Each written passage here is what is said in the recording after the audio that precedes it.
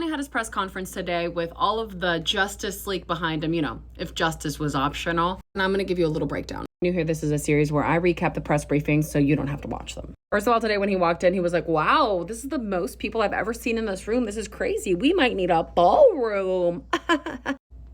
The main topic for today was that DC needs to be rescued from all this crime and squalor. He had a lot of graphics that were spreading a ton of misinformation about the crime that is occurring right now in Washington, D.C. He said that the murder rate in DC is 2 times as much as Baghdad, Bogota, Colombia, Mexico City, that car thefts are double, carjackings are 3 times as much, and then the capital has been taken by mobs, just like, but they're gonna clean it up, just like they did with the southern border. And it was so easy for him because he has common sense. And if you don't have common sense, all these things are difficult for you. But no, Donnie does it best. You know what I mean?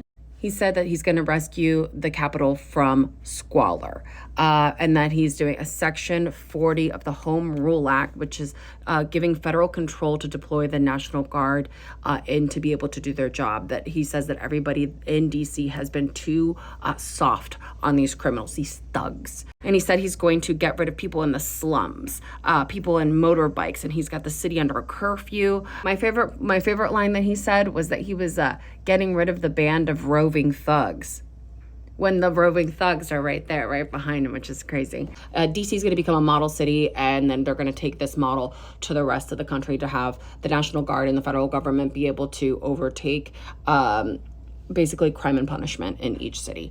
That there's a public safety emergency in DC, and it's embarrassing to be up here. And it's like, girl, we can't agree. It is embarrassing that you're up there. He put in a new interim federal commissioner, and he was like, hey, I'm going to fire you if you're not tough on these people. Basically, if you don't do what I'm going to do, I'm going to fire you. These criminals are rough and tough, but we're rougher and we're tougher. He said that the people that are currently working for the DC police some are good, some are very good, but some are bad that got in there because of woke.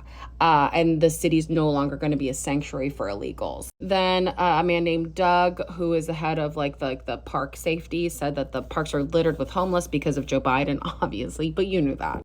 Pete Hegseth went up there looking lit, you know, and he said that he was about to make America safe because it deserves to be safe. And for everyone that works in ICE, we've got your back. And everyone that works in law enforcement, the Trump administration has your back. And you just need to do your job.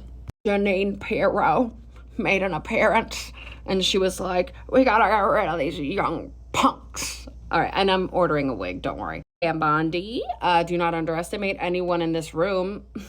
Girl, we're not. And McDonald's favorite customer, Donald Jr. Cheeseburger, Trump said that when his father told him about going to a restaurant, he said, if the front door of a restaurant is dirty, don't go in, because if the front door is dirty, then the kitchen's dirty. And that's why they're going to clean up DC. Because his dad doesn't understand how doors work. Because they're outside. Outside has dirt. Okay. Then, because he doesn't know how to govern outside of executive orders, they read the 2 executive orders that they did, which is the Section 40 Home Rule Act, and then they're sending notification letters to all the people that they legally have to send notification letters to. And then executive order number 2 was a memorandum to use the National Guard, which is like Pete Hegseth being able to utilize federal military and stuff like that to enact whatever they need to do in the cities like they did with Los Angeles. They just kept reiterating that the crime in DC is out of control. Then Mr. Marjorie Taylor Greene asked a question about if they were going to use that golden ballroom to make a better press briefing room, to make it bigger and make it more state of the art. And he said, I don't want you people to get too comfortable. While he was still like, no, I'm going to make the golden ballroom, but I don't want to make it comfortable for you because I don't want the press to get comfortable. They talked about Russia, about the fact that he's meeting with Putin on Friday, and that Putin, they're not inviting Zelensky, but that someone was like, well, how will you know if it's going to be a good meeting or not? And Trump was like, I'll know within 2 minutes. And he's like, well, how will you know that? And he goes, well, because it's what I do.